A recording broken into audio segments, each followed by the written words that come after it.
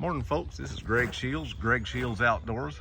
We woke up this morning in South Georgia, 65 miles from Jacksonville, Florida, to a winter snowstorm. We hadn't got snow in here in years. We're right in the middle of the Okefenokee Swamp, but as of right now, we are covered in about 3 inches of snow and ice. It was no snow, no ice at all when we went to bed, but the houses, the streets, everything is covered in snow, and it's kind of pretty. Looks like we got about probably 2.5 to 3 inches of snow.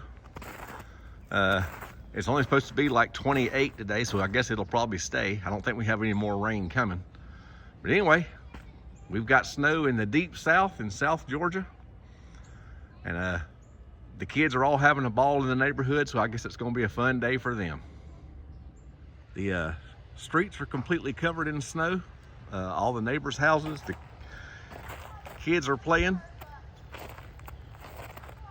It's pretty rare in South Georgia to get snow, but we got it, and it's going to be a wild day because people down here do not know how to drive in snow. There's my house, completely covered.